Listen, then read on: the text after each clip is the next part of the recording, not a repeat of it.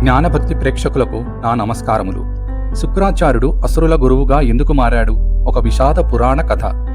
కన్న తల్లిని కళ్ళెదుటే అత్యంత దారుణంగా కోల్పోయిన ఒక కొడుకు గుండెకోత ఎలా ఉంటుంది?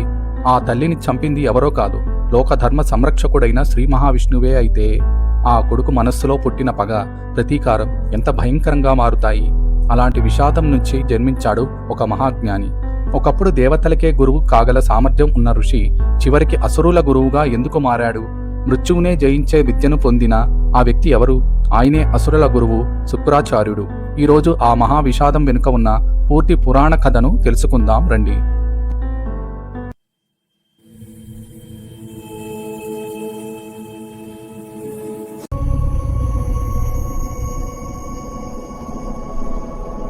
పురాణాల ప్రకారం బ్రహ్మదేవుని మానసపుత్రులలో ఒకరైన భృగు మహర్షికి ఆయన భార్య ఖ్యాతి, మారునామం పులోమ ద్వారా ఒక తేజోమయుడైన కుమారుడు జన్మించాడు. ఆ బాలుడి పేరు ఉశనుడు. భవిష్యత్తులో ఇతడే శుక్రాచార్యుడిగా జగత్ప్రసిద్ధి పొందాడు. చిన్నప్పటి నుంచే ఉశనుడు అపారమైన మేధస్సు, జ్ఞానంపై అంతులేని తృష్ణ కలవాడు. సకల వేదాలు, శాస్త్రాలు నేర్చుకోవాలన్న ఆశతో బ్రహ్మ మానసపుత్రుడైన అంగీరస మహర్షి ఆశ్రమంలో విద్యాభ్యాసం మొదలుపెట్టాడు. అక్కడే అంగీరసుని కుమారుడు బృహస్పతి కూడా విద్యను అభ్యసిస్తున్నాడు. ఉశనుడు అసాధారణ ప్రతిభావంతుడు. కాని గురువైన అంగీరసుడు తన కుమారుడైన బృహస్పతిపై ఎక్కువ ఆదరణ చూపించాడని ఉశనుడికి అనిపించేది. ఈ వివక్ష అతని మనస్సును తీవ్రంగా కలిచివేసింది. సమాన గౌరవం లభించని చోట ఉండకూడదని నిర్ణయించుకుని అంగీరస ఆశ్రమాన్ని విడిచిపెట్టాడు. తరువాత గౌతమ మహర్షిని ఆశ్రయించాడు. అతని జ్ఞానతృష్ణను గుర్తించిన గౌతముడు ఇలా చెప్పాడు: నాయనా, సకల విద్యలకు మూలం ఆ పరమశివుడే. నువ్వు ఆయన్ను ప్రసన్నం చేసుకుంటే నీకు తెలియని విద్య ఉండదు. ఈ మాటలే ఉశనుడి జీవితాన్ని మలుపు తిప్పాయి. పురాణాలలోని ఒక ముఖ్యమైన కథనం ప్రకారం దేవతలకు రాక్షసులకు మధ్య భీకర యుద్ధం జరిగింది. దేవతల దాడిని తట్టుకోలేక కొంతమంది రాక్షసులు భృగు మహర్షి ఆశ్రమానికి శరణు కోరుతూ వచ్చారు. ఆ సమయంలో ఆశ్రమంలో భృగు మహర్షి, ఉశనుడు లేరు. అక్కడ ఉన్నది కేవలం ఉశనుడి తల్లి మాత్రమే. శరణు కోరి వచ్చిన వారిని రక్షించడం ధర్మమని భావించిన ఆమె తన తపశ్శక్తితో రాక్షసులకు అభయమిచ్చింది. ఆశ్రమం చుట్టూ ఒక అభేద్య రక్షణ కవచాన్ని సృష్టించింది. దేవతలు ఆ కవచాన్ని భేదించలేకపోయారు. తీవ్రంగా భయపడిన వారు శ్రీ మహావిష్ణువును శరణు కోరారు. లోక సమతుల్యత కోసం విధిలేని పరిస్థితుల్లో విష్ణువు తన సుదర్శన చక్రాన్ని ప్రయోగించాడు.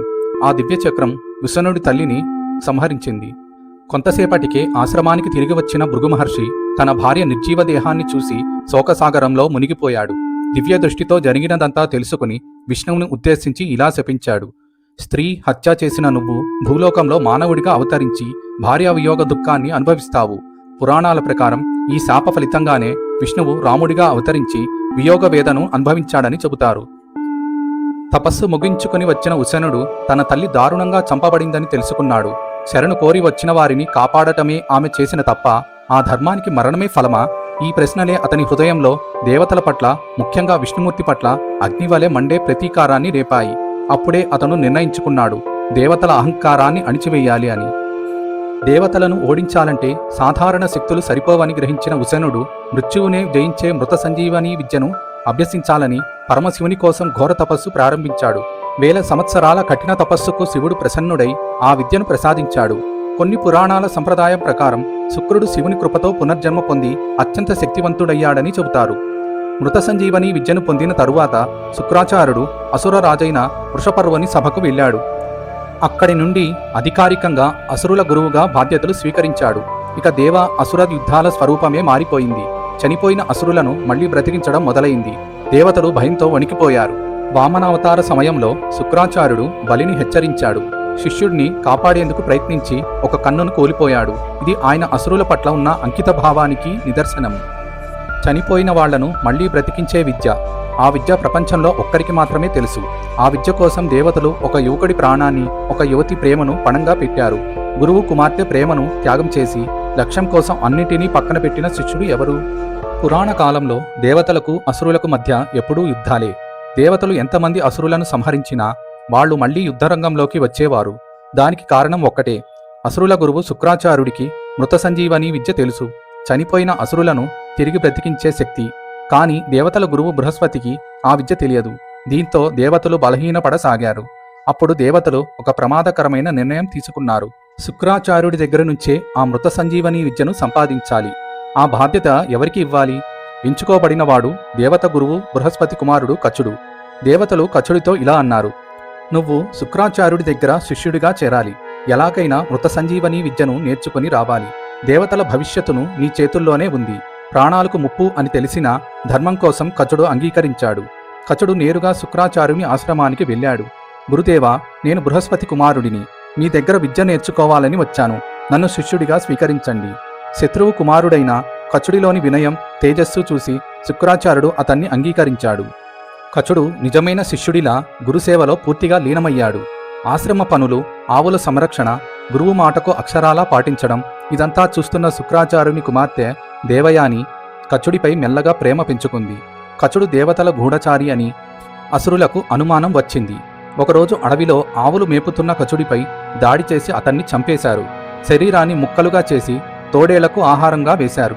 సాయంత్రం వరకు కచుడు రాకపోవడంతో దేవయాని ఏడుస్తూ తండ్రి దగ్గరకు వెళ్ళింది. నాన్న, కచుడిని రాక్షసులు చంపేశారు.